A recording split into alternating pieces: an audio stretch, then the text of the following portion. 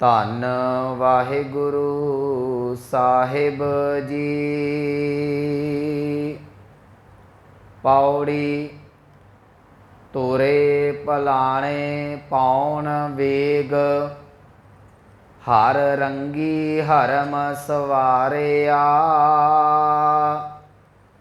ਕੋਠੇ ਮੰਡਪ ਮਾੜੀਆਂ, ਲਾਏ ਬੈਠੇ ਕਰ ਪਾਸਾਰਿਆ।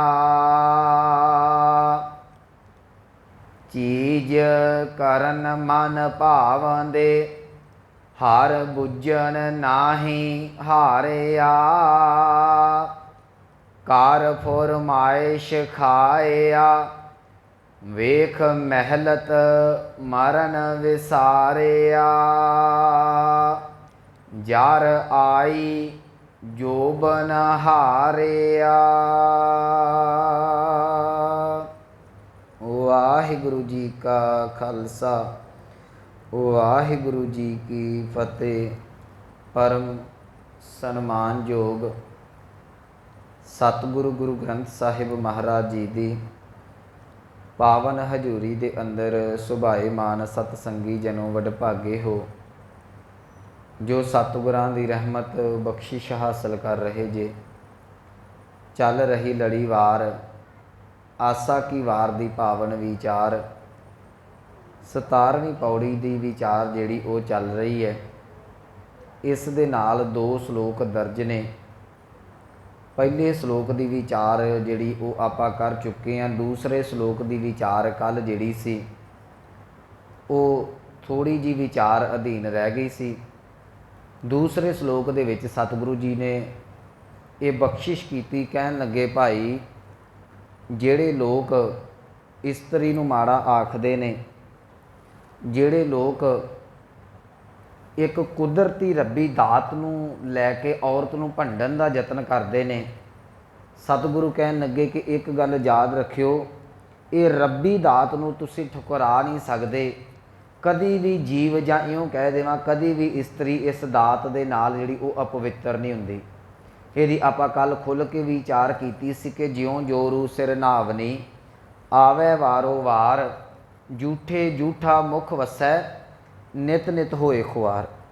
ਸਤਿਗੁਰੂ ਕਹਿੰਦੇ ਇੱਕ ਔਰਤ ਨੂੰ ਤੇ ਜਿਹੜੀ ਸਿਰ ਨਾਵਨੀ ਹੈ ਇਹ ਮਹੀਨੇ ਬਾਅਦ ਚੱਲ ਕੇ ਆਉਂਦੀ ਹੈ, ਪਰ ਜਿਹੜਾ ਮਨੁੱਖ ਅੰਦਰੋਂ ਝੂਠਾ ਹੈ, ਜਿਹੜਾ ਅੰਦਰੋਂ ਰੱਬ ਦੇ ਨਾਲੋਂ ਟੁੱਟਿਆ ਹੋਇਆ ਵਿਕਾਰਾਂ 'ਚ ਖਚਿਤ ਹੈ, ਸਤਿਗੁਰੂ ਕਹਿੰਦੇ ਉਸ ਝੂਠੇ ਮਨੁੱਖ ਦੇ ਮੂੰਹ ਦੇ ਵਿੱਚੋਂ ਤੇ ਹਰ ਵਕਤ ਹਰ ਵੇਲੇ ਨਿਤ ਨਿਤ ਹੋਏ ਖੁਆਰ, ਨਿਤ ਨਿਤ ਝੂਠ ਨਿਕਲਦਾ ਤੇ ਉਹ ਖੁਆਰ ਹੁੰਦਾ ਪਿਆ ਹੈ।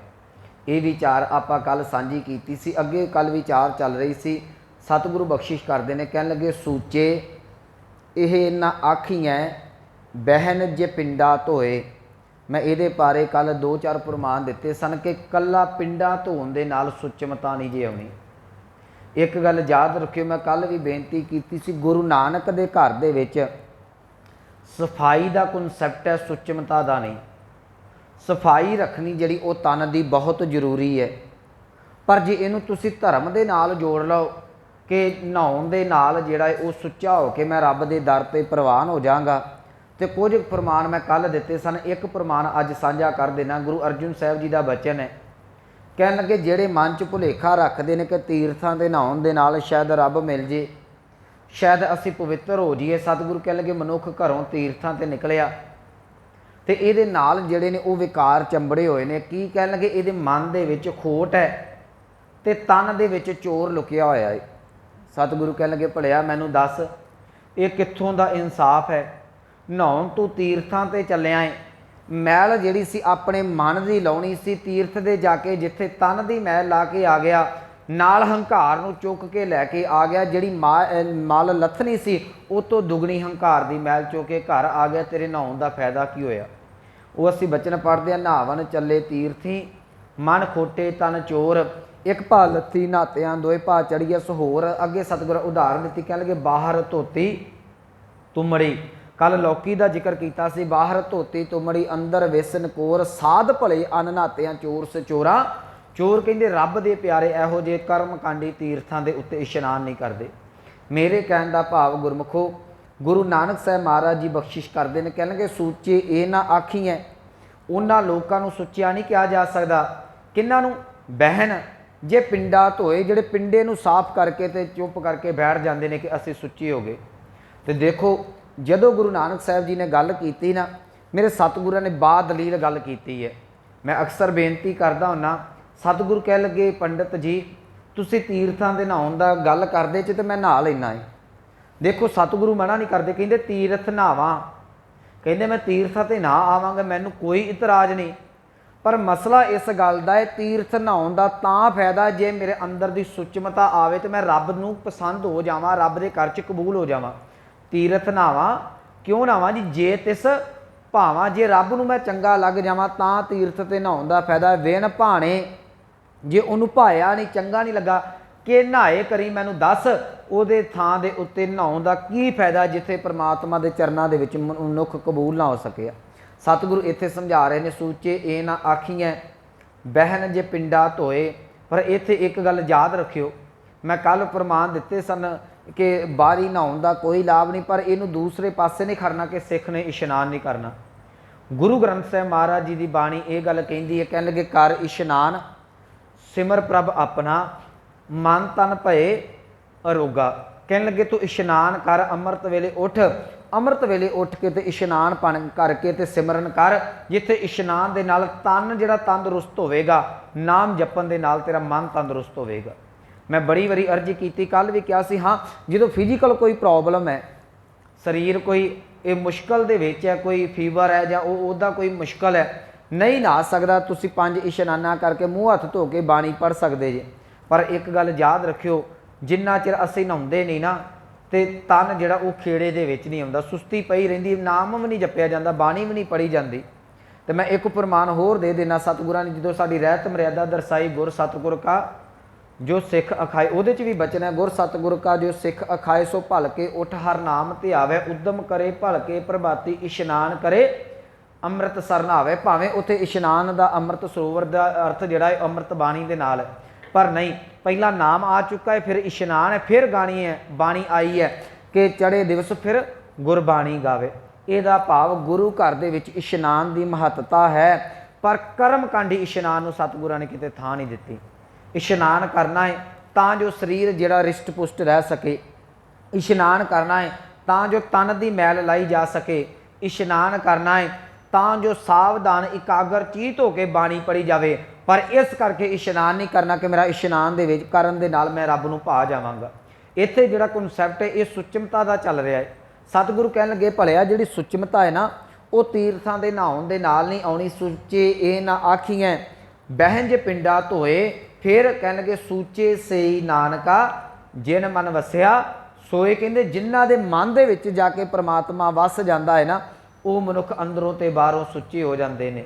ਤੇ ਮੈਂ ਪਿਛਲੇ ਦਿਨੀ ਵੀ ਜਿਸ ਵੇਲੇ ਬਚਨ ਆਏ ਸਨ ਸਤਿਗੁਰਾਂ ਦੀ ਅੰਮ੍ਰਿਤ ਬਾਣੀ ਦੇ ਕਿ ਮਨੁੱਖ ਜਦੋਂ ਨਾਮ ਜਪਦਾ ਹੈ, ਨਾਮ ਜਪਦਾ ਜਪਦਾ ਇੱਕ ਵੇਲੇ ਇਸ ਅਵਸਥਾ ਦੇ ਉੱਤੇ ਪਹੁੰਚ ਜਾਂਦਾ ਹੈ ਕਿ ਉਹ ਜਿਹੜਾ ਅੰਦਰੋਂ ਵੀ ਸੁੱਚਾ ਹੋ ਜਾਂਦਾ ਤੇ ਬਾਹਰੋਂ ਵੀ ਸੁੱਚਾ ਹੋ ਜਾਂਦਾ ਹੈ। ਅਸੀਂ ਸਤਿਗੁਰਾਂ ਦੇ ਬਚਨ ਪੜ੍ਹਦੇ ਹਾਂ, ਉੱਥੇ ਮੈਂ 2 ਉਦਾਹਰਨਾਂ ਆਨੰਦ ਸਾਹਿਬ ਦੀਆਂ ਦਿੱਤੀਆਂ ਸਨ ਕਿ ਇੱਕ ਅਸੀਂ ਪੌੜੀ ਪੜ੍ਹਦੇ ਹਾਂ ਜੀ, ਇਹ ਜੀਉ ਮੈਲੇ ਬਾਹਰੋਂ ਨਿਰਮਲ। ਸਤਿਗੁਰੂ ਕਹਿਣ ਲੱਗੇ ਭਲਿਆ ਜੇ ਤੇਰੀ ਅੰਦਰ ਮਲੀਨਤਾ ਹੈ ਨਾ ਤੇ ਬਾਹਰੀ ਸਫਾਈ ਰੱਖਣ ਦਾ ਕੋਈ ਲਾਭ ਨਹੀਂ। ਸੂਚੇ ਇਹ ਨਾ ਆਖੀਐ ਬਹਿਨ ਜੇ ਪਿੰਡਾ ਤੋਂ ਜੀਉ ਮੈਲੇ ਬਾਹਰੋਂ ਨਿਰਮਲ। ਬਾਹਰੋਂ ਤਾਂ ਨਿਰਮਲ ਜੀਉ ਬਾਹਰੋਂ ਤਾਂ ਮੈਲੇ ਜੀਉ ਨਿਰਮਲ, ਸਤਿਗੁਰ ਤੇ ਕਰਨੀ ਕਮਾਣੀ। ਸਤਿਗੁਰੂ ਕਹਿਣਗੇ ਜਿਹੜਾ ਮਨੁੱਖ ਅੰਦਰੋਂ ਮਲੀਨ ਹੋ ਗਿਆ, ਜੀਉ ਮੈਲੇ ਬਾਹਰੋਂ ਨਿਰਮਲ, ਬਾਹਰੋਂ ਤਾਂ ਨਿਰਮਲ ਜੀਉ, ਬਾਹਰੋਂ ਤਾਂ ਨਿਰਮਲ ਜੀਉ ਨਿਰਮਲ, ਸਤਿਗੁਰ ਤੇ ਕਰਨੀ ਕਮਾਣੀ। ਮੈਨੂੰ ਪੰਕਤੀ ਵਿਸਰ ਗਈ। ਇਹ 2 ਪੌੜੀਆਂ ਨੇ, ਇੱਕ ਹੈ ਜੀਉ ਨਿਰਮਲ ਬਾਹਰੋਂ ਨਿਰਮਲ, ਇੱਕ ਹੈ ਜੀਉ ਮੈਲੇ ਬਾਹਰੋਂ ਨਿਰਮਲ। ਮੇਰੇ ਕਹਿਣ ਦਾ ਭਾਵ ਕੇਵਲ ਤੇ ਕੇਵਲ ਇੰਨਾ ਕਿ ਜਿੰਨਾ ਚਿਰ ਮਨੁੱਖ ਅੰਦਰੋਂ ਸੁੱਚਾ ਨਹੀਂ ਹੁੰਦਾ ਉਹਦੇ ਬਾਹਰੀ ਤਨ ਧੋਣ ਦਾ ਕੋਈ ਲਾਭ ਨਹੀਂ। ਸੋ ਇੱਥੇ ਸਤਿਗੁਰੂ ਬਖਸ਼ਿਸ਼ ਕਰਦੇ ਨੇ, ਕਹਿਣ ਲੱਗੇ ਭਲਿਆ ਸੂਚੇ ਇਹ ਨਾ ਆਖੀਆਂ ਬਹਿਨ ਜੇ ਪਿੰਡਾ ਧੋਏ, ਫਿਰ ਕਹਿੰਦੇ ਸੂਚੇ ਸਈ ਨਾਨਕਾ ਜਿਨ ਮਨ ਵਸਿਆ ਸੋਏ। ਜਿਹਦੇ ਮਨ ਦੇ ਵਿੱਚ ਜਾ ਕੇ ਪ੍ਰਮਾਤਮਾ ਟਿਕ ਜਾਂਦਾ ਹੈ, ਯਾਦ ਰੱਖਿਓ ਉਹ ਮਨੁੱਖ ਸੁੱਚਾ ਹੋ ਜਾਂਦਾ ਹੈ। ਜਦੋਂ ਉਹ ਸੁੱਚਾ ਹੋ ਗਿਆ ਫਿਰ ਆਪਾਂ ਇਹ ਪ੍ਰਮਾਣ ਪੜ੍ਹ ਲਈਏ ਜੀਉ ਨਿਰਮਲ ਬਾਹਰੋਂ ਨਿਰਮਲ, ਬਾਹਰੋਂ ਤਾਂ ਨਿਰਮਲ ਜੀਉ ਨਿਰਮਲ, ਸਤਿਗੁਰ ਤੇ ਕਰਨੀ ਕਮਾੜੀ ਕੂੜ ਕੀ ਸੋਏ। ਪਹੁੰਚੇ ਨਾਹੀ ਮਨਸਾ ਸੱਚ ਸਮਾਣੀ, ਜਨਮ ਰਤਨ ਜਿਨੀ ਖੱਟਿਆ ਭਲੇ ਸੇ ਵਣਜਾਰੇ। ਕਹਿਣ ਲੱਗੇ ਉਹ ਵਣਜਾਰੇ ਵਣਜ ਕਰਨ ਵਾਲੇ ਭਲੇ ਨੇ कौन? जिन्हां दा अंदर परमात्मा के नाम के नाल जुड़ गया। सूचे से ही नानका, सतगुरु कह लगे वो मनुख सुचे ने जिन मन वसिया सोए।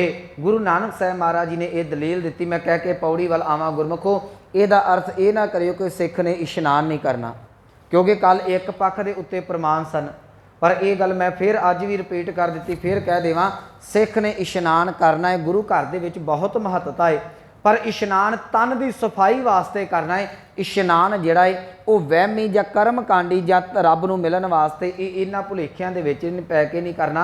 सतगुरु कह लगे सूचे सही नानका जिन मन वसिया सोए भलिया। वो मनुख सुच्चा है जिहदे मन दे विच परमात्मा आण के टिक गया। इहदे अर्थ ये करांगे, वो भावें औरत होवे, भावें वो मर्द होवे, भावें वो समा होवे सिरनावनी वाला, ते भावें मनुख दे उत्ते जिहड़ा मर्जी समा होवे, जदों परमात्मा मन दे विच है तो मेरे कहने का भाव सतगुरु कह लगे कभी मनुख अपवित्र नहीं हुंदा, कभी वो अंदरों झूठा नहीं होवेगा। अगे सतगुरु जी पौड़ी च बख्शिश करते हैं। ये 2 सलोक ने, दोनों सलोकों के नाल एक सतगुਰਾਂ ने पौड़ी दर्ज की है। तो देखो पौड़ी जिहड़ी है ये जिहड़ी ऐशो आराम दी है, ये उन्हां लोकां दी है जिन्हां ने रज के रंग रलियां माणियां। उत्ते सलोक जिहड़े ने ये दोवें जिहड़े धार्मिक लोकां दे नाल संबंधित ने, जिहड़े ये गल कहिंदे ने कि साडे तो चंगा होर कोई नहीं। पहले सलोक सतगुरु कह लगे वड्डियां हथ दलाल के जे तू ये पराया हक खाना तेरे हथ वड्डे जाने ने। दूसरे सलोक च क्या भलिया जे सुच्चा होना तो परमात्मा का नाम जप तेरे पिंडे धोन दे नाल सुचमता नहीं। नाल सतगुਰਾਂ ने अगे पौड़ी दे विच कह दिता तुरे पलाणे पाउण वेग हर रंगी हरम सवारिया। इन्हां दी समाप्ति इत्थे होवेगी जर आई जोबन हारिया। जे तू जन्म जिहड़ा सी बंदगी ना कीती, बाणी ना पढ़ी, सिमरन ना कीता, भावें तू धार्मिक बिरती वाला इंसान है, भावें समाजिक बिरती है, याद रखी एक दिन तेरी जवानी नूं वडेपा खा जाएगा तो इथों खाली हथ तू तुर जावेगा। सो सतगुरु पौड़ी च बख्शिश करते हैं। पौड़ी कह लगे तुरे भलाने पाउण वेग हर रंगी हरम सवारिया। ये पहला अखरी अर्थ कर लीए। तुरे का अर्थ है घोड़े, भलाने का अर्थ करांगे पलायन, यदा अर्थ करांगे काठियां, हीरियां दे नाल कीमती जड़ियां होईयां काठियां जड़ियां घोड़ियां ते पाईयां जांदियां ने। पाउण, पाउण का अर्थ है हवा, वेग का अर्थ है रफ्तार, कर लांगे सौखा रह जाएगा। वो घोड़े जिवें इराकी घोड़े बड़े बड़े महंगे सन, वो घोड़े बड़े कीमती जिन्हां दे उत्ते काठियां भी सोने हीरियां दे नाल जड़त पाईयां होईयां ने। जदों कोई मनुख घोड़े नूं अड्डी लाउंदा है, सतगुरु कहण लगे इन्नी तेज नाल निकलदे हैं जिवें मन वो हवा दे नाल गल्लां पे करदे होण। तुरे पलाणे पाउण वेग, अगे शब्द है जी हर रंगी हरम सवारिया। असल दे विच हरम जिहड़ा है ये भाई कान सिंह नाभा लिखते हैं महान कोश दे विच कि काबे दे इर्द गिर्द का जिहड़ा एरिया सी ना उहदे लई हरम शब्द वरतिया जांदा सी। उस तो बाद ये हौली हौली शब्द जिहड़ा ये जनान खाने वास्ते वरतिया गया। जनान खाना शब्द माड़ा नहीं, एक शब्द वरतिया जांदा सी रनवास, ये जिथे घर दीयां औरतां रहिंदियां ने, जनान खाना जिथे जनानियां दा बहना एकत्र, क्योंकि उन्हां समय वक्खो वक्ख बनाए हुंदे सन महलां दे विच। ये हरम नूं जनान खाना तो कह सकते, पर पूर्ण तौर पर जनान खाना नहीं कह सकते। जनान खाना वो हुंदा है जिहदे विच घर दीयां बेगमां ने, घर दीयां औरतां ने, राणियां ने, पटराणियां ने, इज्जतदार औरतां ने। हरम वो जिहड़ा वो कमरा कह दईए जां वो एरिया है जिहदे विच एक राजा अपनी वासना की पूर्ति दे लई कई तरह दीयां जिहड़ियां सन, कई किस्मां दीयां, कई प्रांतां दीयां औरतां लिया के रखदा सी, उहनूं हरम कहा जांदा सी।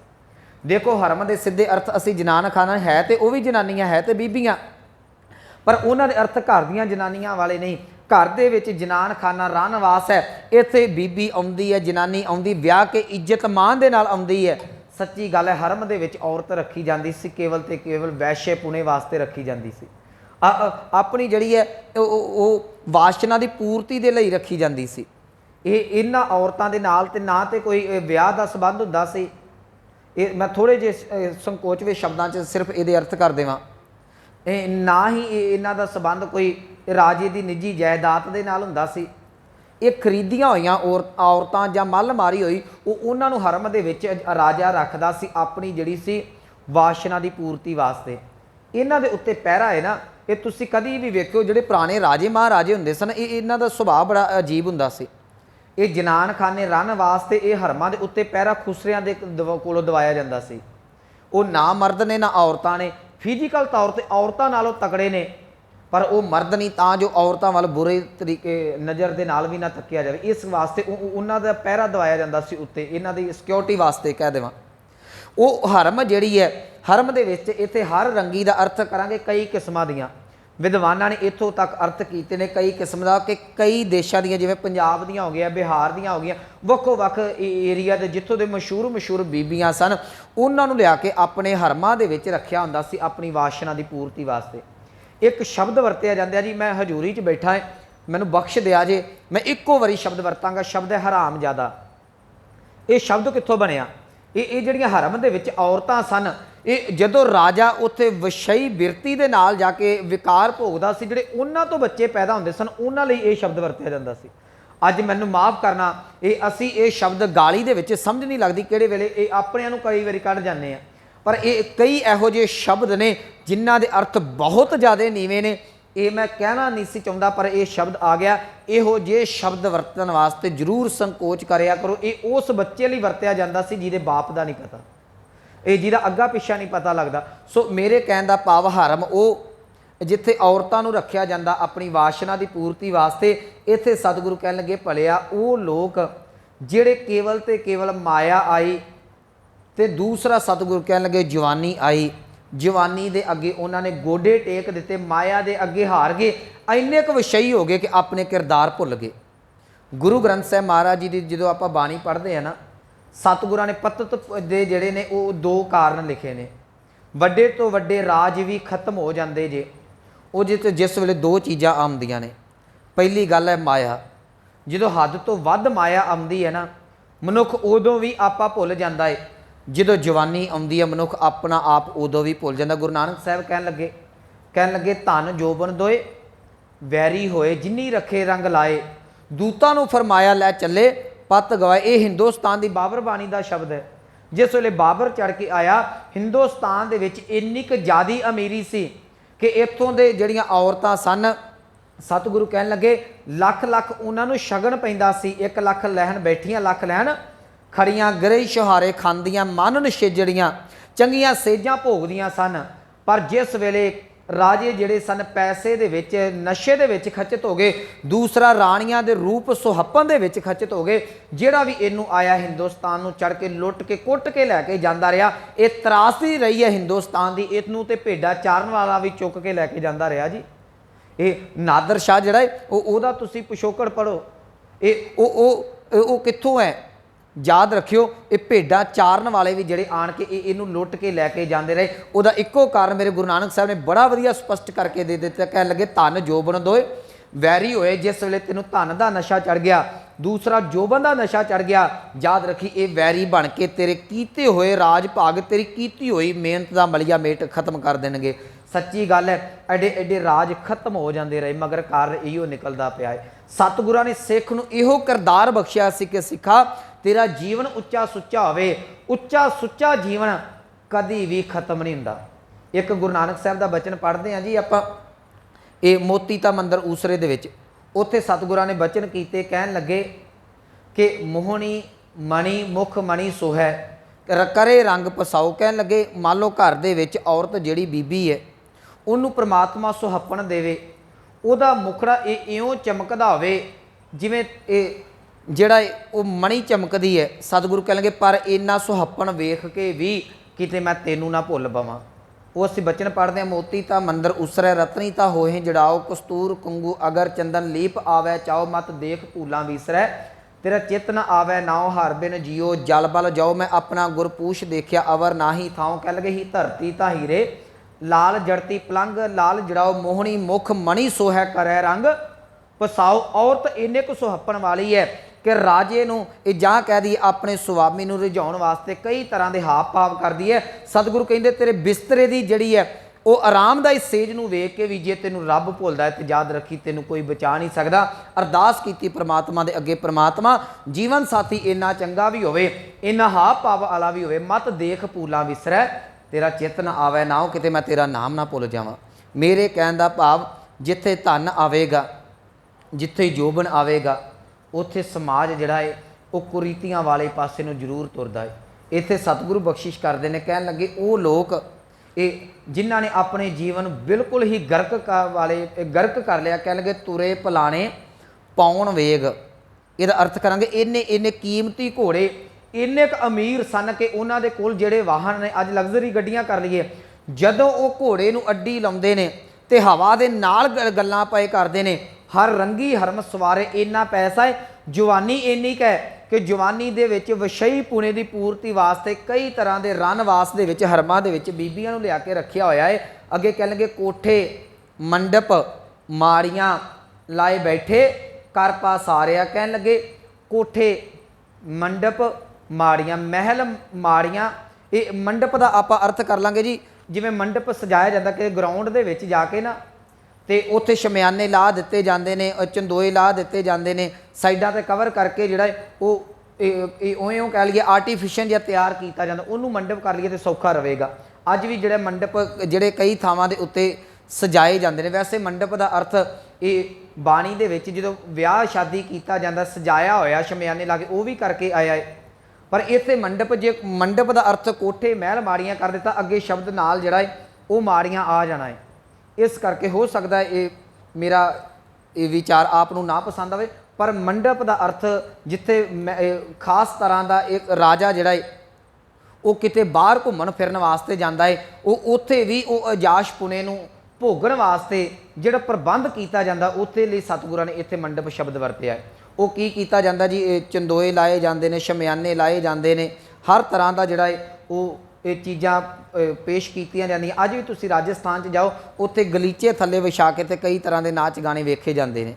राजे की करते सन, तकिया लैके उन्होंने लक के मगर बैठ जाना तो ताश फड़ लैनी तो सामने नचारा नूं नच्चन ला देना। सतगुरु कह लगे कीमती तो कीमती घर बाहर ने, इन्हां दे कोठे ने, मंडप ने, माड़ियां महल माड़ियां ने लाए बैठे कर पा सारिया, इन्हां दे विच चित ला के बैठे हुए ने ते पसारा खिलारिया होया है। मस्कीन जी उन्होंने जां इन्हां ने आप आम विद्वानां दे अर्थ देखते पा सारिया का फरीदकोटिया ने अर्थ किया जी एक अपने धियां पुत्र पुत पोतरियां का पसारा खिलारिया होया है। पर पसारिया का अर्थ एक ये भी बनता है कि ये जो मंडप लाउंदे ने महल माड़ियां दे विच जांदे ने ते अपना ही जिहड़ा वो पसारा खिलार के बैठ जाते हैं। जो राजे का पसारा खिलरदा सी उदों विषयी पुना भोगिया जांदा सी, उदों शराब चलदी सी, उदों ताश चलदी सी, उदों जिहड़ा नाच गाना चलदा सी, सारी दी सारी रात जिहड़ी है वो विषय विकार भोगे जाते सन। सतगुरु कह लगे भलिया तेरा जीवन ये इन्ना क ज़्यादा नखेद हो गया, तू कोठे मंडप माड़ियां लाए बैठे कर पा सारे, इन्हां चीज़ों के विच चित ला के बैठ गया। तो सतगुरु अगे कह लगे चीज़ करन मन भावंदे। ये चीज़ का अर्थ गुरबाणी दे विच वस्तु भी आया, एक चीज़ मुझे दे, पर चीज़ का अर्थ इत्थे वस्तु की जगह आपां ये पसारा कर लीए, खिलारा कर लीए, अपने मन इच्छित जो भी है वस्तु। सतगुरु कह लगे जो भी ये चित्त दे विच आउंदा ने हर तरह का सुख वो भोगन नूं तैयार है। हुण एक राजा उहदे कोल किसी चीज़ की कमी नहीं, तो याद रखियो ये इत्थों दे हिंदुस्तान की त्रासदी रही है। ये राजे जदों भी उठते हुंदे सन, ये की मैं शब्द वरता, इन्हां दा इहो जिहियां बिरतियां हुंदियां सन कि जदों इन्हां ने उठना, इन्हां नूं अपनी मनपसंद दी हाव भाव वालियां सामने राणियां चाहीदियां ने। कोई इन्हां नूं फ्रूट देंदी है, कोई इन्हां नूं जिहड़ी बैड टी देंदी है, कोई कुछ खाण वास्ते वक्खो वक्ख तरीके नाल पेश किया जाता है। सतगुरु कह लगे चीज़ करन मन भावदे, अपने मन भावदे हर तरह के सुख ये भोगदा रहा, रब नूं भुल के विषयी पुणे दे विच। सच्ची गल ये अज भी पैसे वाले लोग भोगते हैं, अज भी क्लबां दे विच इहो कुछ हुंदा है। अज भी जे उन्हां समयां 'च असीं कहने ना कि तन की मंडी लगदी सी, मैनूं माफ़ करना, अज भी लगदियां ने। ये सारा कुछ अज भी साडे जीवन दे विच चीज़ करन मन भावदे, हर बुझन नाही हारिया। इहदा विश्राम जिहड़ा ना ही ते लाउणा है, बुझन ते नहीं। जे हर बुझन ना ही हारिया करांगे तो अनर्थ हो जाएगा। हर बुझन ना ही हारिया कहिंदे ये परमात्मा नूं बुझ ना सके, परमात्मा नूं समझ ना सके, रब की इबादत ना कर सके, अपनियां मन मर्जियां ही सारी उम्र करते रहे। ये मन मर्जियां च उत्ते आ जाएगा सारा, कोठे मंडप माड़ियां भी आ जाएगा, तो तुरे पलाने ते हर रंगी हरम भी आ जाएगा। सतगुरु कहते अपने मर्जी के घोड़े रखे, हवा नाल गल्लां करन वाले तरह तरह दीयां हरमां दे विच सवार के रखिया गया। उस तो बाद कोठे मंडप माड़ियां रखियां, जिहड़ी चीज़ नूं चित्त करदा है वो विशा विकार भोगदे पए ने, हर तरह की मन भाउंदी चीज़ जिहड़ी है उन्होंने प्राप्त करते हैं। चीज़ करन मन भावदे, कदों हर बुझन नाही ਹਾਰਿਆ ਕਹਿੰਦੇ ਇਹਨਾਂ ਨੇ ਪਰਿਪੂਰਨ ਪ੍ਰਮਾਤਮਾ ਨੂੰ ਬੁੱਝਿਆ ਨਹੀਂ, ਨਾ ਬੁੱਝਣ ਕਰਕੇ ਪ੍ਰਮਾਤਮਾ ਨੂੰ ਸਤਿਗੁਰੂ ਕਹਿ ਲਗੇ ਮਨੁੱਖਾ ਜਨਮ ਦੀ ਬਾਜੀ ਹਾਰ ਕੇ ਚਲੇ ਗਏ। ਪਸਾਰਾ ਤੇ ਬੜਾ ਕੀਤਾ ਪਰ ਯਾਦ ਰੱਖਿਓ ਪੱਲੇ ਕੁਛ ਨਹੀਂ ਪਿਆ। ਤੇ ਮੈਂ ਗੁਰੂ ਅਰਜਨ ਸਾਹਿਬ ਜੀ ਦਾ ਬਚਨ ਸਾਂਝਾ ਕਰ ਦੇਵਾਂ। ਸਤਿਗੁਰੂ ਕਹਿ ਲਗੇ ਜੇ ਤੇਰੇ ਕੋਲ ਸਿਮਰਨ ਨਹੀਂ ਨਾ ਤੇ ਇੱਕ ਰਾਜੇ ਦੀ ਉਮਰ ਵੀ ਸਿਮਰਨ ਤੋਂ ਬਿਨਾਂ ਇਦਾਂ ਗੁਜ਼ਰਦੀ ਹੈ ਜਿਵੇਂ ਇੱਕ ਸੱਪ ਉਮਰ ਗੁਜ਼ਾਰਦਾ ਹੈ। ਸੱਪ ਨੂੰ ਤੁਸੀਂ ਜੀ ਜਿੰਨਾ ਮਰਜ਼ੀ ਦੁੱਧ ਪਿਆ ਦਿਓ, ਇਹ ਸੱਪ ਦਾ ਵਾਸਾ ਜਿਹੜਾ ਹੈ ਚੰਦਨ ਦੇ ਲਾਗੇ ਜ਼ਿਆਦਾ ਹੁੰਦਾ ਹੈ। ਉਹ ਚੰਦਨ ਦੇ ਨਾਲ, ਜਿੱਥੇ ਚੰਦਨ ਦਾ ਰੁੱਖ ਹੋਵੇਗਾ ਨਾ ਬੂਟਾ, ਉਹਦੇ ਨਾਲ ਲਪੇਟ ਕੇ ਰਹਿੰਦਾ। ਚੰਦਨ ਠੰਡਾ ਹੈ, ਸੱਪ ਦੇ ਅੰਦਰ ਜ਼ਹਿਰ ਹੈ, ਉਹ ਆਪਣੇ ਆਪ ਨੂੰ ਠੰਡਾ ਕਰਨ ਵਾਸਤੇ ਚੰਦਨ ਦੇ ਨਾਲ ਲਪੇਟੇ ਵੀ ਮਾਰਦਾ ਪਰ ਅੰਦਰ ਦਾ ਜ਼ਹਿਰ ਨਹੀਂ ਜੇ ਜਾਂਦਾ। ਜਿਹੜਾ ਮਨੁੱਖ ਰੱਬ ਨੂੰ ਭੁੱਲ ਜਾਂਦਾ ਹੈ, ਸਤਿਗੁਰੂ ਕਹਿਣਗੇ ਉਹਦੇ ਅੰਦਰ ਜਿੰਨਾ ਚਿਰ ਨਾਮ ਨਹੀਂ ਟਿਕਦਾ, ਰੱਬ ਨੂੰ ਭੁੱਲਿਆ ਹੋਇਆ ਵਿਅਕਤੀ ਵੀ ਸੱਪ ਦੇ ਵਾਂਗ ਅੰਦਰੋਂ ਅੰਦਰ ਵਿਸ ਘੋਲਦਾ ਰਹਿੰਦਾ। ਉਸ ਬਚਨ ਪੜ੍ਹਦੇ ਆ, ਬਿਨ ਸਿਮਰਨ ਜੋ ਜੀਵਨ ਬਲਨਾ ਸਰਪ ਜੈਸੇ ਅਰ ਜਾਰੀ ਨਵ ਖੰਡਨ ਕੋ ਰਾਜ ਕਮਾਵੇ ਅੰਤ ਚਲੇ ਗੋ ਹਾਰੀ। ਭਾਵੇਂ ਸਾਰੀ ਪ੍ਰਿਥਵੀ ਦਾ ਰਾਜ ਕਿਉਂ ਨਾ ਕਾਇਮ ਕਰ ਲਾ, ਅਖੀਰ ਤੋਂ ਤੈਨੂੰ ਇੱਥੋਂ ਹਾਰ ਕੇ ਜਾਣਾ ਪਵੇਗਾ। ਕਿਉਂ? ਕਿਉਂਕਿ ਚੀਜ਼ ਕਰਨ ਮਨ ਭਾਵਦੇ ਹਰ ਬੁੱਝਣ ਨਾਹੀਂ ਹਾਰਿਆ। ਅੱਗੇ ਸਤਿਗੁਰੂ ਕਹਿ ਲਗੇ ਕਰ ਫਰਮਾਇਸ਼, ਇਹਦੇ ਔਂਕੜ ਲੱਗਾ ਹੋਇਆ, ਕਈ ਵਾਰੀ ਸਿੱਧਾ ਪੜ੍ਹ ਦਿੱਤਾ ਜਾਂਦਾ ਕਰ ਫਰਮਾਇਸ਼, ਫਰਮਾਇਸ਼ ਨਹੀਂ ਫਰਮਾਇਸ਼, ਇਹ ਈੜੀ ਨੂੰ ਸਿਹਾਰੀ ਵੀ ਬੋਲਣੀ ਹੈ। ਕਰ ਫਰਮਾਇਸ਼ ਖਾਇਆ ਵੇਖ ਮਹਿਲਤ ਮਰਨ ਵਸਾਰਿਆ। ਇਹ ਮਹਿਲਤ ਮਹਿਲਾਂ ਦਾ ਬਹੁ ਵਚਨ ਹੈ, ਮਹਿਲਾਤ ਦਾ। ਸਤਿਗੁਰੂ ਕਹਿਣ ਲੱਗੇ ਕਿ ਇਹ ਜਿਹੜੇ ਰਾਜੇ ਨੇ ਆਪਣੀਆਂ ਫਰਮਾਇਸ਼ਾਂ ਕਰ ਕਰਕੇ ਤਰ੍ਹਾਂ ਤਰ੍ਹਾਂ ਦੇ ਪਕਵਾਨ ਖਾਂਦੇ ਨੇ। ਇਹਦੇ ਅਰਥ ਇਉਂ ਕਰ ਲਈਏ ਕਿ ਇੱਕ ਰਾਜਾ ਨਾ ਤੇ ਉਹਨੇ ਮਿਹਨਤ ਕੀਤੀ ਹੈ, ਨਾ ਕੋਈ ਗੱਲ ਨਾ ਕੋਈ ਬਾਤ, ਬਸ ਜਿਹੜਾ ਵੀ ਛੋਟਾ ਰਾਜ ਦੀਦਾ ਹੈ ਉਹਨੂੰ ਰਾਜ ਪ੍ਰਬੰਧ ਜਾਂ ਰਾਜਾ ਦਿੱਤਾ ਹੈ ਉਹ ਤੇ ਫਰਮਾਇਸ਼ ਪਾ ਦਿੱਤੀ ਜਾਂਦੀ ਹੈ। ਜੇ ਅੱਜ ਸ਼ਬਦ ਆਪਾਂ ਵੰਗਾਰ ਵਰਤਦੇ ਨਾ, ਇੱਕ ਕਿਸੇ ਨੂੰ ਵੰਗਾਰ ਪਾਉਣੀ, ਉਹ ਫਰਮਾਇਸ਼ ਪਾ ਦਿੱਤੀ ਜਾਂਦੀ ਹੈ ਕਿ ਫਲਾਣੀ ਮੈਨੂੰ ਚੀਜ਼ ਤੇਰੇ ਸ਼ਹਿਰ ਦੀ ਚਾਹੀਦੀ ਹੈ। ਜਾਂ ਵਜ਼ੀਰਾਂ ਨੂੰ ਕਹਿ ਦਿੱਤਾ ਜਾਂਦਾ, ਵਜ਼ੀਰ ਗਾਂਹ ਦੇ ਗਾਂਹ ਤੰਗ ਕਰਦੇ ਨੇ, ਅਖੀਰ ਦੇ ਉੱਤੇ ਜਨਤਾ ਦੇ ਮੋਢਿਆਂ ਦੇ ਉੱਤੇ ਭਾਰ ਪੈਂਦਾ। ਅੱਜ ਵੀ ਸਾਡੇ ਦੇਸ਼ ਦਾ ਇਹੋ ਹਾਲ ਹੈ। ਉੱਤੋਂ PM CM ਰੌਲਾ ਪਾਉਂਦਾ ਮੈਨੂੰ ਇੰਨਾ ਪੈਸਾ ਚਾਹੀਦਾ ਹੈ, ਫਿਰ ਜਿਹੜੇ ਜਿਉਂ-ਜਿਉਂ ਥੱਲੇ ਐਲਕਾਰ ਨੇ ਇੱਕ ਦੂਜੇ ਦੇ ਭਾਰ ਪਾਉਂਦੇ ਪਾਉਂਦੇ ਗਰੀਬ ਜਨਤਾ ਨੂੰ ਲੁੱਟਦੇ ਪਏ ਨੇ। ਸਤਿਗੁਰੂ ਕਹਿ ਲਗੇ ਕਰ ਫਰਮਾਇਸ਼ ਖਾਇਆ, ਕਹਿੰਦੇ ਫਰਮਾਇਸ਼ਾਂ ਖਾ ਕਰ ਕਰਕੇ ਤੂੰ ਤਰ੍ਹਾਂ ਤਰ੍ਹਾਂ ਦੇ ਪਕਵਾਨ ਖਾਂਦਾ ਰਿਹਾ, ਲੋਕਾਂ ਦਾ ਹੱਕ ਖਾਂਦਾ ਰਿਹਾ। ਪਰ ਇੱਕ ਗੱਲ ਯਾਦ ਰੱਖੀ, ਵੇਖ ਮਹਿਲਤ, ਤੂੰ ਆਪਣੇ ਮਹਿਲ ਮਾੜੀਆਂ ਨੂੰ ਵੇਖਿਆ। ਹੁਣ ਜਿਹੜਾ ਇਹ 2 ਨੰਬਰ ਦਾ ਪੈਸਾ ਹੈ ਵਰਤਣਾ ਤਾਂ ਕਿਤੇ ਨਹੀਂ, ਘਰ ਮਹਿਲ ਮਾੜੇ ਬੜੇ ਬੜੇ ਤਗੜੇ ਬਣਾ ਲਏ। ਬੜੇ ਬੜੇ ਤਗੜੇ ਜਿਹੜੇ ਸਨ ਉਹ ਘਰ ਜਿਹੜੇ ਸਨ ਕੋਠੀਆਂ ਮਹਿਲ ਬਣਾ ਕੇ ਛੱਤ ਕੇ ਰੱਖ ਲਏ। ਇਹਨਾਂ ਨੂੰ ਵੇਖ ਕੇ ਕਹਿੰਦਾ ਏ ਮਰਨ ਵਿਸਾਰਿਆ, ਹੁਣ ਮੈਂ ਮਰਨਾ ਨਹੀਂ। ਇਹ ਆਪਣੇ ਮਨ ਦੇ ਵਿੱਚੋਂ ਮਰਨ ਨੂੰ ਭੁੱਲਿਆ ਬੈਠਾ ਹੈ। ਤੇ ਯਾਦ ਰੱਖਿਓ ਜਦੋਂ ਮਨੁੱਖ ਮੌਤ ਨੂੰ ਭੁੱਲ ਜਾਂਦਾ ਹੈ ਨਾ, ਉਦੋਂ ਫਿਰ ਵਿਸ਼ੇ ਵਿਕਾਰਾਂ ਦੇ ਵਿੱਚ ਖਚਤ ਹੈ। ਬਾਣੀ ਨੇ ਇਹ ਇਸੇ ਕਰਕੇ ਇਹ ਇੱਕ ਗੱਲ ਕਹੀ ਕਿ ਤੂੰ ਮਰਨ ਨੂੰ ਚੇਤਾ ਰੱਖ, ਮੌਤ ਨੂੰ ਯਾਦ ਰੱਖ। ਬਾਣੀ ਦੇ ਅੰਮ੍ਰਿਤ ਬਚਨ, ਇਹ ਸਾਡੇ ਘਰ ਦਾ ਸਿਧਾਂਤ ਇੱਥੋਂ ਸ਼ੁਰੂ ਹੁੰਦਾ ਜੀ, ਪਹਿਲਾ ਮਰਨ ਕਬੂਲ। ਤੂੰ ਮੌਤ ਨੂੰ ਪ੍ਰਵਾਨ ਕਰ, ਪਹਿਲਾ ਮਰਨ ਕਬੂਲ, ਜੀਵਨ ਕੀ ਛੱਡ ਆਸ। ਜੇ ਤੁਹਾਨੂੰ ਮੌਤ ਚੇਤਾ ਹੋਏਗੀ ਨਾ ਤੇ ਮਨੁੱਖ ਪਾਪ ਨਹੀਂ ਜੇ ਕਰਦਾ। ਇਹ ਤੁਸੀਂ ਕਦੀ ਵੀ ਵੇਖੋ, ਜੇ 2 ਭਰਾ ਆਪਸ ਵਿੱਚ ਲੜੇ ਵੀ ਨੇ ਨਾ, ਵਿਆਹ ਸ਼ਾਦੀ ਹੋਵੇ ਨਹੀਂ ਕੁੰਦੇ, ਖੁਸ਼ੀ ਦਾ ਸਮਾਂ ਆਇਆ ਨਹੀਂ ਕੁੰਦੇ, ਜਦੋਂ ਫੋਨ ਆਇਆ ਕਿ ਫਲਾਣਾ ਮਰ ਗਿਆ, ਉਸੇ ਵੇਲੇ ਸਾਰੇ ਗੁੱਸੇ ਗਿਲੇ ਭੁੱਲ ਕੇ ਤੇ ਉਹ ਆਪਣੇ ਆਪ ਜਿਹੜੇ ਨੇ ਉਹਦੇ ਘਰ ਪਹੁੰਚ ਜਾਂਦੇ ਨੇ। ਮੌਤ ਝਗੜੇ ਨਿਬੇੜ ਦਿੰਦੀ ਜੇ। ਬਸ ਗੁਰੂ ਘਰ ਦੇ ਵਿੱਚ ਮੌਤ ਚੇਤੇ ਰੱਖੀ ਜਾਂਦੀ ਹੈ ਤੇ ਜਿਹੜਾ ਰੱਬ ਨੂੰ ਭੁੱਲ ਜਾਂਦਾ ਉਹਨੂੰ ਮੌਤ ਚੇਤੇ ਨਹੀਂ, ਉਹ ਵਿਸ਼ੇ ਵਿਕਾਰਾਂ ਦੇ ਵਿੱਚ ਖਚਤ ਹੈ। ਇਸੇ ਕਰਕੇ ਗੁਰੂ ਗ੍ਰੰਥ ਸਾਹਿਬ ਦੇ ਵਿੱਚ, ਜਾਂ ਮੈਂ ਇਉਂ ਕਹਿ ਦੇਵਾਂ ਰੋਜ਼ ਸਾਨੂੰ ਗੁਰੂ ਨਾਨਕ ਸਾਹਿਬ ਮੌਤ ਚੇਤੇ ਕਰਾਉਂਦੇ ਨੇ ਕਿ ਸੰਬਤ ਸਾਹਾ ਲਿਖਿਆ ਮਿਲ ਘਰ ਪਾਵੋ ਤੇਲ ਦੇਹੋ ਸੱਜਣ ਅਸੀਸੜੀਆਂ ਜੇ ਹੋਵੇ ਸਾਹਿਬ ਸਿਓ ਮੇਲ ਘਰ ਘਰ ਇਹੋ ਪਹੁੰਚਾ ਸੱਦੜੇ ਨਿਤ ਪਵਨ ਸੱਦਨ ਹਾਰਾ ਸਿਮਰਿਆ ਨਾਨਕ ਸੇ ਦੇਹ ਅਵਨ। ਇਹਨੂੰ ਪ੍ਰੈਕਟੀਕਲ ਕਰਕੇ ਵੇਖਿਓ। ਜਦੋਂ ਮਨੁੱਖ ਨੂੰ ਚੇਤਾ ਆਉਂਦਾ ਨਾ ਮੈਂ ਮਰ ਜਾਣਾ ਹੈ, ਘਰ ਜਾ ਕੇ ਨਾ ਥੋੜ੍ਹਾ ਜਿਹਾ ਸੋਚ ਕੇ ਵੇਖਿਓ ਕਿ ਜਿਵੇਂ ਮੇਰੀ ਮੌਤ ਆ ਜਾਵੇ ਤੇ ਮਨੁੱਖ ਫਿਰ ਸਾਰਾ ਪਸਾਰਾ ਛੱਡ ਜਾਂਦਾ। ਜਦੋਂ ਮੌਤ ਸਾਹਮਣੇ ਆਉਂਦੀ ਹੈ ਨਾ, ਇਹ ਸਾਰਾ ਕੁਝ ਭੁੱਲ ਜਾਂਦਾ ਜੀ। ਸਾਡੇ ਪਰਿਵਾਰ 'ਚੋਂ ਇਹ ਸਾਡੇ ਨਜ਼ਦੀਕੀ ਕੋਈ ਹੌਸਪੀਟਲ 'ਚ ਹੋਵੇ ਨਾ ਮੌਤ ਦੇ ਕੰਢੇ 'ਤੇ, ਫਿਰ ਉਦੋਂ ਵੇਖੋ ਤੁਸੀਂ ਮਨੁੱਖ ਨੂੰ ਆਖੋ ਗਾਣੇ ਸੁਣ ਲਾ, ਗਾਣੇ ਨਹੀਂ ਸੁੱਝਦੇ। ਉਹ ਆਖੋ ਕੋਈ ਚੀਜ਼ ਖਾ ਲਾ, ਆ ਫਲਾਣੇ ਬੰਦੇ ਕੋਲ ਪੈਸੇ ਫੜ ਲਿਆ, ਉਹ ਕੁਝ ਚੇਤੇ ਨਹੀਂ ਆਉਂਦਾ, ਕਹਿੰਦਾ ਮੈਨੂੰ ਮੌਤ ਚੇਤੇ ਆ ਰਹੀ। ਬਸ ਉਦੋਂ ਇੱਕੋ ਹੀ ਗੱਲ ਕਹਿੰਦਾ ਰੱਬਾ ਜਾਨ ਬਚਾ ਲਾ। ਉਦੋਂ ਰੱਬ ਰੱਬ ਜਪਿਆ ਜਾਂਦਾ। ਜਦੋਂ ਮੌਤ ਦਿਸੇਗੀ ਉਦੋਂ ਦੁਨੀਆ ਦੇ ਐਸ਼ੋ ਆਰਾਮ ਭੁੱਲ ਜਾਣਗੇ। ਜਿਸ ਵੇਲੇ ਐਸ਼ੋ ਆਰਾਮ ਚੇਤਾ ਆ ਗਿਆ, ਮੌਤ ਭੁੱਲ ਗਿਆ, ਉਸ ਵੇਲੇ ਤੂੰ ਪਰਮਾਤਮਾ ਨੂੰ ਭੁੱਲ ਜਾਵੇਂਗਾ। ਸਤਿਗੁਰੂ ਕਹਿਣ ਲੱਗੇ ਇਹਨੇ ਕੀ ਕੀਤਾ, ਕਰ ਫਰਮਾਇਸ਼ ਖਾਇਆ, ਬੜੀਆਂ ਫਰਮਾਇਸ਼ਾਂ ਕਰ ਕਰਕੇ ਗਰੀਬਾਂ ਦਾ ਹੱਕ ਖਾਂਦਾ ਰਿਹਾ। ਵੇਖ ਮਹਿਲਤ ਵੱਡੇ ਵੱਡੇ ਮਹਿਲ ਛੱਤ ਲਈ ਗਰੀਬਾਂ ਦੇ ਪੈਸਾ ਜੋੜਿਆ ਗਰੀਬਾਂ ਨੇ, ਉਹਨਾਂ ਪੈਸਿਆਂ ਨੂੰ ਆਪਣੇ ਘਰ 'ਚ ਲਾ ਕੇ ਵੱਡੇ ਵੱਡੇ ਮਹਿਲ ਛੱਤ ਲਈ ਸਤਿਗੁਰੂ ਕਹਿ ਲੱਗੇ ਮਰਨ ਵਿਸਾਰਿਆ, ਮੌਤ ਨੂੰ ਭੁੱਲ ਕੇ ਬੈਠ ਗਿਆ। ਇਹ ਆਂਦਾ ਮੈਨੂੰ ਕਿਉਂ ਲੱਗਿਆ, ਮੈਨੂੰ ਮੌਤ ਕਿੱਥੋਂ ਆਉਣੀ ਹੈ। ਸਤਿਗੁਰੂ ਕਹਿਣ ਲੱਗੇ ਭਲਿਆ ਜਦੋਂ ਤੈਨੂੰ ਅਖੀਰ ਦੇ ਉੱਤੇ ਵਡੇਪਾ ਆਇਆ, ਵਡੇਪੇ ਨੂੰ ਮੌਤ ਆਉਣੀ ਹੈ, ਯਾਦ ਰੱਖੀ ਜਰ ਆਈ ਜੋਬਨ ਹਾਰਿਆ। ਜਰ ਦਾ ਅਰਥ ਹੈ ਵਡੇਪਾ। ਕਹਿੰਦੇ ਜਦੋਂ ਵਡੇਪਾ ਆਇਆ, ਵਡੇਪੇ ਦੇ ਅੱਗੇ ਇਸ ਜਵਾਨੀ ਨੇ ਗੋਡੇ ਟੇਕ ਦਿੱਤੇ। ਜਵਾਨੀ ਹਾਰ ਜਾਂਦੀ ਹੈ ਜਦੋਂ ਵਡੇਪਾ ਆਉਂਦਾ ਹੈ। ਇਹ ਵੈਸੇ ਜੇ ਫਿਜ਼ੀਕਲ ਤੌਰ 'ਤੇ ਵੇਖੋਗੇ ਨਾ, ਜਵਾਨੀ ਜਿੱਤਦੀ ਹੈ, ਵਡੇਪਾ ਹਾਰਦਾ ਹੈ। ਇਹ ਇੱਕ ਬਜ਼ੁਰਗ ਜਵਾਨ ਦੇ ਨਾਲ ਘੋਲ ਕਰੇ, ਕੌਣ ਜਿੱਤੇਗਾ? ਜਵਾਨ ਜਿੱਤੇਗਾ। ਫਿਜ਼ੀਕਲ ਤੌਰ 'ਤੇ ਜਵਾਨ ਦੇ ਕੋਲ ਤਾਕਤ ਜ਼ਿਆਦਾ ਹੈ, ਬਜ਼ੁਰਗ ਦੇ ਕੋਲ ਘੱਟ ਹੈ। ਪਰ ਜਦੋਂ ਤੁਸੀਂ ਇਹ ਜਵਾਨੀ ਤੇ ਵਡੇਪੇ ਦਾ ਰੂਟੀਨ ਦੇਖੋਗੇ, ਇਹਨਾਂ ਦੀ ਲੈ ਦੇਖੋਗੇ, ਬਚਪਨ ਸੀ ਸਾਡੇ ਤੇ ਬਚਪਨ ਸੀ, ਮੈਂ ਆਪਣੇ ਤੇ ਲਾ ਲਾਂ, ਅੱਜ ਬਚਪਨ ਨਜ਼ਰ ਨਹੀਂ ਆਉਂਦਾ ਪਿਆ, ਕਿੱਥੇ ਚਲਾ ਗਿਆ? ਇਹ ਮੁੜ ਕੇ ਆ ਜਾਏਗਾ? ਨਹੀਂ ਆ ਸਕਦਾ। ਕਿੱਥੇ ਗਿਆ? ਇਹਨੂੰ ਜਵਾਨੀ ਖਾ ਗਈ। ਤੁਸੀਂ ਬਜ਼ੁਰਗ ਮੇਰੇ ਸਾਹਮਣੇ ਬੈਠੇ ਜੇ, ਤੁਹਾਡੀ ਜਵਾਨੀ ਕਿੱਥੇ ਗਈ? ਇਹਨੂੰ ਵਡੇਪਾ ਖਾ ਗਿਆ, ਵਡੇਪੇ ਨੂੰ ਮੌਤ ਖਾ ਜਾਵੇਗੀ।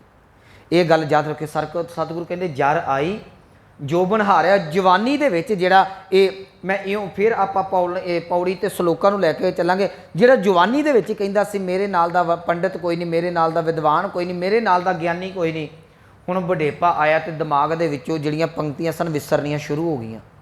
ਹੁਣ ਵਡੇਪਾ ਆਇਆ ਤੇ ਦਿਮਾਗ ਨੇ ਸਾਥ ਦੇਣਾ ਬੰਦ ਕਰ ਦਿੱਤਾ। ਇਹ ਜਿਹੜੀ ਸੀ ਕਥਾ ਕਰਦਾ ਸੀ, ਕੀਰਤਨ ਕਰਦਾ ਸੀ, ਭੁੱਲਣਾ ਸ਼ੁਰੂ ਹੋ ਗਿਆ। ਜਦੋਂ ਕਹਿੰਦਾ ਸੀ ਮੇਰੇ ਨਾਲ ਦਾ ਜਵਾਨ ਕੋਈ ਨਹੀਂ, ਦੂਸਰਾ ਸ਼ਲੋਕ 'ਚ ਕਿਹਾ ਇਹ ਨਹਾ ਕੇ ਆਪਣੇ ਆਪ ਨੂੰ ਕਹਿੰਦਾ ਏ ਕਿ ਮੈਂ ਸੁੱਚਾ ਹੋ ਗਿਆ, ਵਡੇਪਾ ਆ ਗਿਆ। ਹੁਣ ਕਹਿੰਦਾ ਠੰਡ ਲੱਗਦੀ ਹੈ, ਸਿਆਲ 'ਚ ਹਫ਼ਤਾ ਕੱਢ ਦਿੰਦਾ, ਤਨ ਨੂੰ ਪਾਣੀ ਛਵਾਉਣ ਨੂੰ ਚਿੱਤ ਨਹੀਂ ਕਰਦਾ। ਜਵਾਨੀ ਨੇ ਵਡੇਪੇ ਨੂੰ ਵਡੇਪੇ ਨੇ ਜਵਾਨੀ ਨੂੰ ਹਰਾ ਦਿੱਤਾ। ਪੌੜੀ 'ਚ ਸਤਿਗੁਰਾਂ ਨੇ ਕਿਹਾ ਇਹਨੇ ਮਨ ਮਰਜ਼ੀਆਂ ਕੀਤੀਆਂ, ਰੰਗ ਰਲੀਆਂ ਬਣਾਈਆਂ। ਜਿਸ ਵੇਲੇ ਵਡੇਪਾ ਆ ਗਿਆ, ਜਿਹੜਾ ਤਨ ਇਹਦਾ ਪੂਰਾ ਐ ਪਰਫੈਕਟ ਰਹਿੰਦਾ ਸੀ, ਪੂਰਾ ਆਪਣੀ ਜਵਾਨੀ ਦੇ ਨਸ਼ੇ 'ਚ ਰਹਿੰਦਾ ਸੀ, ਹੁਣ ਸਰੀਰ ਕੰਮ ਨਹੀਂ ਕਰਦਾ। ਅੱਖਾਂ ਜਿਹੜੀਆਂ ਨੇ ਬੜੀਆਂ ਸੋਹਣੀਆਂ ਹਰਨਾਂ ਵਰਗੀਆਂ ਸਨ, ਹੁਣ ਅੱਖਾਂ ਦੇ ਵਿੱਚ ਗਿੱਡ ਜੰਮੀ ਹੈ। ਤੇ ਭਗਤ ਭੀਖਨ ਜੀ ਦਾ ਬੜਾ ਪਿਆਰਾ ਬਚਨ ਹੈ, ਕਹਿੰਦੇ ਹੁਣ ਅੱਖਾਂ ਦੇ ਵਿੱਚੋਂ ਪਾਣੀ ਵਹਿੰਦਾ ਫਿਰਦਾ ਹੈ। ਜਿਹੜੀਆਂ ਅੱਖਾਂ ਦੇ ਵਿੱਚ ਕਦੀ ਸੁਰਮੇ ਦੀ ਧਾਰੀ ਹੁੰਦੀ ਸੀ ਨਾ, ਕਹਿ ਲਗੇ ਉਹ ਸੁਰਮੇ ਦੀ ਧਾਰੀ ਨਹੀਂ ਨਜ਼ਰ ਆਉਂਦੀ, ਉਹ ਅੱਖਾਂ ਦੇ ਵਿੱਚ ਗਿੱਡ ਆ ਗਈ ਤੇ ਅੱਖਾਂ 'ਚੋਂ ਪਾਣੀ ਹੈ। ਨੈਣੋ ਨੀਰ ਬਹਿ, ਕਹਿੰਦੇ ਅੱਖਾਂ 'ਚੋਂ ਨੀਰ ਵਹਿੰਦਾ ਪਿਆ ਹੈ। ਤਨ ਖੀਨਾ, ਜਿਹੜਾ ਸਰੀਰ ਬੜਾ ਰਿਸ਼ਟ ਪੁਸ਼ਟ ਸੀ, ਐ ਕਰੀਮਾ ਸ਼ਰੀਮਾ ਲਾ ਕੇ ਰੱਖਦਾ ਸੀ, ਬੜਾ ਐਕਟਿਵ ਰਹਿੰਦਾ ਸੀ, ਕਹਿੰਦੇ ਉਹ ਹੁਣ ਜਿਹੜਾ ਮਾਸ ਜਿਹੜਾ ਹੈ ਨਾ, ਹੱਡੀਆਂ ਛੱਡਦੀਆਂ ਫਿਰਦੀਆਂ ਨੇ। ਮੈਂ ਪਿਛਲੇ ਸਮੇਂ ਦੇ ਵਿੱਚ ਇੱਕ ਗੱਲ ਕਹੀ ਸੀ, ਸਮਾਪਤੀ ਵੱਲ ਆਵਾਂ ਗੁਰਮੁਖੋ। ਜਵਾਨੀ ਦੇ ਵਿੱਚ ਤੁਸੀਂ ਆਪਣੇ ਤਨ ਨੂੰ ਸ਼ਿੰਗਾਰ ਕੇ ਰੱਖੋਗੇ। ਯਾਦ ਰੱਖਿਓ ਜਦੋਂ ਵਡੇਪਾ ਆਉਂਦਾ ਹੈ, ਸਿਰ ਨੂੰ ਤੁਸੀਂ ਮੂੰਹ ਨੂੰ ਮਹਿੰਦੀਆਂ ਲਾ ਕੇ ਕਾਲੇ ਕਰ ਲੋਗੇ, ਭਾਵੇਂ ਬੰਦਾ ਹੈ ਤੇ ਭਾਵੇਂ ਬੁੱਢੀ ਹੈ, ਮਾਈ ਭਾਈ ਕੋਈ ਵੀ ਹੈ, ਪਰ ਜਿਹੜੀ ਸਕਿਨ ਹੈ ਇਹਨੂੰ ਕੌਣ ਬਚਾਊਗਾ ਜੀ? ਜਦੋਂ ਹੱਡੀਆਂ ਮਾਸ ਛੱਡਣ ਲੱਗ ਪੈਂਦੀਆਂ ਨੇ, ਇਹਨੂੰ ਕਿਹੜਾ ਟਰੀਟਮੈਂਟ ਦਿਓਗੇ? ਇਹਨੂੰ ਕਿਹੜੀ ਦਵਾਈ ਦਿਓਗੇ? ਇੱਕ ਦਿਨ ਨੂੰ ਛੱਡ ਕੇ ਬੈਠ ਜਾਣਾ ਹੈ। ਜਿਨ੍ਹਾਂ ਦੀ ਉਮਰ 80 ਸਾਲ ਟੱਪਦੀ ਜਾਂਦੀ ਹੈ, 70, ਤੁਸੀਂ ਆਪਣੀ ਬਾਡੀ ਨੂੰ ਵੇਖੋ, ਉਹ ਸਕਿਨ ਹੁਣ ਢਲਦੀ ਪਈ ਹੈ। ਜਿਹੜੇ ਚਿਹਰੇ ਦੇ ਉੱਤੇ ਸੁਹੱਪਨ ਸੀ ਉਹ ਹੁਣ ਕਾਲਾ ਪੈ ਗਿਆ ਹੈ। ਅੱਖਾਂ ਜਿਹੜੀਆਂ ਹਿਰਨਾਂ ਵਰਗੀਆਂ ਲੱਗਦੀਆਂ ਸਨ, ਉਹਨਾਂ 'ਚ ਗਿੱਡ ਆ ਗਈ ਹੈ। ਹੁਣ ਉਹ ਜਿਹੜਾ ਪਾਣੀ ਟਪਕਦਾ ਰਹਿੰਦਾ, ਨੈਣੋ ਨੀਰ ਵਹਿ। ਤਨ ਖੀਨਾ, ਤਾਂ ਖੀਨਾ ਦਾ ਅਰਥ ਕਮਜ਼ੋਰ, ਸਰੀਰ ਕਮਜ਼ੋਰ ਹੋ ਗਿਆ। ਅੱਗੇ ਤੁਰਿਆ ਜਾਂਦਾ ਸੀ, ਪਰਵਾਹ ਨਹੀਂ ਸੀ ਕਰਦਾ, ਹੁਣ 2 ਪੈਰ ਵੀ ਨਹੀਂ ਪੁੱਟੇ ਜਾਂਦੇ। ਨੈਣੋ ਨੀਰ ਵਹਿ ਤਨ ਖੀਨਾ, ਭਏ ਕੇਸ ਦੁੱਧਵਾਨੀ। ਕੇਸ ਚਿੱਟੇ ਹੋ ਗਏ, ਦੁੱਧ ਦੇ ਵਾਂਗ ਚਿੱਟੇ ਹੋ ਗਏ। ਅੱਗੇ ਸ਼ਾਹ ਕਾਲੇ ਹੁੰਦੇ ਸਨ, ਹੁਣ ਚਿੱਟੇ ਹੋ ਗਏ। ਨੈਣੋ ਨੀਰ ਵਹਿ ਤਨ ਖੀਨਾ, ਭਏ ਕੇਸ ਦੁੱਧਵਾਨੀ। ਰੂਦਾ ਕੰਠ ਸ਼ਬਦ ਨਹੀਂ ਉਚਰੇ। ਅੱਗੇ ਬੜਕ ਮਾਰਦਾ ਸੀ ਤੇ ਜਿਹੜੇ ਇਹਦੇ ਨੌਕਰ ਸਨ ਉਹ ਕੰਬ ਜਾਂਦੇ ਸਨ। ਹੁਣ ਲਾਗੋ ਪਾਣੀ ਦਾ ਘੁੱਟ ਵੀ ਮੰਗਿਆ ਨਹੀਂ ਜਾਂਦਾ, ਗਲੇ ਦੇ ਵਿੱਚ ਬਲਗਮ ਜੰਮ ਗਈ, ਬੋਲਿਆ ਕੋਈ ਨਹੀਂ ਜਾਂਦਾ। ਰੂਦਾ ਕੰਠ ਸ਼ਬਦ ਨਹੀਂ ਉਚਰੇ, ਅਬ ਕਿਆ ਕरें ਪੁਰਾਣੀ ਕਹਿ। ਸਤਿਗੁਰੂ ਕਹਿਣ ਲੱਗੇ ਭਗਤ ਭੀਖਨ ਜੀ ਭਲਿਆ ਹੁਣ ਦੱਸ, ਹੁਣ ਕੀ ਕਰੇਗਾ? ਕਹਿਣ ਲੱਗੇ ਸਰੀਰ ਜਲਨ, ਕਹਿੰਦੇ ਸਰੀਰ ਦੇ ਵਿੱਚ ਜਲਨ ਹੈ। ਅੱਜ ਏਸੀ 'ਚ ਸੁੱਤਾ ਹੈ ਤਾਂ ਵੀ ਕਹਿੰਦਾ ਮੈਨੂੰ ਨੀਂਦ ਨਹੀਂ ਆਉਂਦੀ, ਸਰੀਰ ਨੂੰ ਪਤਾ ਨਹੀਂ ਕੀ ਹੁੰਦਾ ਪਿਆ ਹੈ। ਕਰਕ ਕਲੇਜੇ, ਕਹਿਣ ਲੱਗੇ ਕਲੇਜੇ ਦੇ ਵਿੱਚ ਕਈ ਤਰ੍ਹਾਂ ਦੀਆਂ ਪੀੜਾਂ ਨੇ। ਸਰੀਰ ਜਲਨ ਕਰਕ ਕਲੇਜੇ, ਕਹਿਣ ਲੱਗੇ ਸਰੀਰ ਦੇ ਵਿੱਚ ਸੜਨ ਪੈਦਾ ਹੋ ਗਈ ਹੈ। ਜਿਹੜਾ ਉਹ ਤਨ ਜਿਹੜਾ ਹੈ ਉਹ ਤਰ੍ਹਾਂ ਦੀਆਂ ਬਿਮਾਰੀਆਂ ਦੇ ਨਾਲ ਘੇਰਿਆ ਪਿਆ ਹੈ। ਤੇ ਅਖੀਰ ਤੇ ਕਹਿਣ ਲੱਗੇ ਭਾਈ ਇਹਨਾਂ ਚੀਜ਼ਾਂ ਦੀ ਤੈਨੂੰ ਦਵਾਈ ਕੋਈ ਨਹੀਂ ਮਿਲਣੀ। ਕਿਉਂ? ਗੁਰੂ ਨਾਨਕ ਸਾਹਿਬ ਕਹਿੰਦੇ ਜਰ ਆਈ ਜੋਬਨ ਹਾਰਿਆ, ਕਹਿੰਦੇ ਜਦੋਂ ਵਡੇਪਾ ਆਇਆ ਇਹਨੇ ਤੇਰੀ ਜਵਾਨੀ ਨੂੰ ਖਾ ਜਾਣਾ ਹੈ। ਇਸੋ ਮੈਂ ਇਹਦੀ ਸਮਾਪਤੀ ਕਰਾਂ ਗੁਰਮੁਖੋ। ਇਸ ਸਮੁੱਚੀ ਪੌੜੀ ਦਾ ਸ਼ਲੋਕਾਂ ਦਾ ਭਾਵ ਇਹ ਨਿਕਲਦਾ, ਤੇਰੇ ਕੋਲ ਜਵਾਨੀ ਹੈ, ਜਵਾਨੀ ਦੇ ਨਸ਼ੇ ਦੇ ਵਿੱਚ ਇੰਨਾ ਵੀ ਮਸਤ ਨਾ ਹੋ ਜੀ ਤੇ ਤੈਨੂੰ ਆਪਾ ਹੀ ਭੁੱਲ ਜਾਵੇ। ਇਹ ਅੱਜ ਇਹ ਪਹਿਲਾਂ ਵੀ ਚੱਲਦਾ ਸੀ, ਅੱਜ ਵੀ ਚੱਲਦਾ ਸੀ। ਪਹਿਲਾਂ ਵੀ ਹਿੰਦੁਸਤਾਨ ਦੀ ਗੁਲਾਮੀ ਦਾ ਕਾਰਨ ਜਵਾਨੀ ਅਤੇ ਪੈਸਾ ਸੀ। ਅੱਜ ਵੀ ਮੈਂ ਪਿਛਲੇ ਦਿਨਾਂ ਵਿੱਚ ਕਿਹਾ ਸੀ, ਅੱਜ ਅਸੀਂ ਮਾਨਸਿਕ ਗੁਲਾਮ ਹੋ ਰਹੇ ਹਾਂ। ਅੱਜ ਵੀ ਕਾਰਨ ਸਾਡੀ ਜਵਾਨੀ ਤੇ ਸਾਡਾ ਪੈਸਾ ਹੈ। ਅੱਜ ਵੀ ਅਸੀਂ ਗੁਲਾਮ ਜਿਹੜੇ ਇਹ ਮਾਨਸਿਕ ਗੁਲਾਮ ਜਿਹੜੇ ਨਾ ਉਹ ਸਾਡੇ ਕਾਰਨ ਇਹੋ ਨੇ। ਅੱਜ ਸਾਨੂੰ ਪੈਸਾ ਟਿਕਣ ਨਹੀਂ ਦਿੰਦਾ, ਅੱਜ ਸਾਨੂੰ ਜਵਾਨੀ ਨਹੀਂ ਟਿਕਣ ਦਿੰਦੀ। ਇੱਕ ਗੱਲ ਯਾਦ ਰੱਖਿਓ, ਨਾ ਪੈਸਾ ਰਹਿਣਾ ਹੈ ਨਾ ਜਵਾਨੀ ਰਹਿਣੀ ਹੈ। ਜੇ ਬੁਢੇਪੇ ਬਚਪਨ ਜਵਾਨੀ ਖਾ ਗਈ ਹੈ ਤੇ ਬੁਢੇਪਾ ਜਵਾਨੀ ਨੂੰ ਖਾ ਗਿਆ ਹੈ, ਤੇ ਜਿਹੜੇ ਬਜ਼ੁਰਗ ਨੇ ਇਹ ਆਪਣੀ ਅਗਲੇ ਨੂੰ ਸਮਝ ਲੈਣ ਇਹ ਤੋਂ ਅਗਲਾ ਪੜਾਅ ਮੌਤ ਦਾ ਹੈ, ਇਹ ਅੱਗੇ ਤੁਹਾਨੂੰ ਮੌਤ ਨੇ ਖਾ ਜਾਣਾ ਹੈ। ਸਤਿਗੁਰੂ ਕਹਿਣ ਲੱਗੇ ਭਲਿਆ ਇਹੋ ਜਿਹੇ ਰੰਗ ਰਲੀਆਂ ਦੇ ਵਿੱਚ ਖਚਤ ਨਾ ਹੋ ਜਾਵੇਂ ਕਿਤੇ ਤੈਨੂੰ ਰੱਬ ਭੁੱਲ ਜਾਵੇ। ਸੋ ਸਮੁੱਚੀ ਪੌੜੀ ਦਾ ਸਲੋਕਾ ਸਮੇਤ ਤੱਤ ਭਾਵ ਇਹ ਨਿਕਲਦਾ ਹੈ, ਉਹ ਮਨੁੱਖ ਜਿਹੜਾ ਜਵਾਨੀ ਦੇ ਨਸ਼ੇ ਦੇ, ਪੈਸੇ, ਰਾਜ ਪ੍ਰਪਤਾ ਦੇ ਨਸ਼ੇ ਦੇ ਵਿੱਚ ਹੰਕਾਰ ਦੇ ਨਾਲ ਗਰਸਿਆ ਫਿਰਦਾ ਹੈ, ਸਤਿਗੁਰੂ ਕਹਿੰਦੇ ਅਜੇ ਵੀ ਸਮਾਂ ਮੋੜਿਆ ਨਹੀਂ ਤੇ ਇਹੋ ਜਿਹਾ ਮੁਸ਼ਕਲ ਭਰਿਆ ਸਮਾਂ ਆ ਜਾਵੇਗਾ ਕਿ ਇੱਥੋਂ ਮਨੁੱਖਾ ਜਨਮ ਜਿਹੜਾ ਇਹ ਹਾਰ ਕੇ ਚਲਿਆ ਜਾਵੇਗਾ, ਪੱਲੇ ਤੇਰੇ ਕੁਛ ਨਹੀਂ ਪੈਣਾ। ਸੋ ਇੰਨੀਆਂ ਬੇਨਤੀਆਂ ਪ੍ਰਵਾਨ ਕਰਨੀਆਂ ਹੋਈਆਂ, ਭੁੱਲਾਂ ਗਲਤੀਆਂ ਦੀ ਖਿਮਾ। ਆਓ ਪਾਵਨ ਪੰਕਤੀਆਂ ਦਾ ਜਾਪ ਸਰਵਣ ਕਰਕੇ ਸਮਾਪਤੀ ਕਰੀਏ। ਕਰ ਫੁਰਮਾਇਸ਼ ਖਾਇਆ ਵੇਖ ਮਹਿਲਤ ਮਰਨ ਵਿਸਾਰਿਆ, ਜਰ ਆਈ ਜੋਬਨ ਹਾਰਿਆ। ਵਾਹਿਗੁਰੂ ਜੀ ਕਾ ਖਾਲਸਾ, ਵਾਹਿਗੁਰੂ ਜੀ ਕੀ ਫਤਿਹ।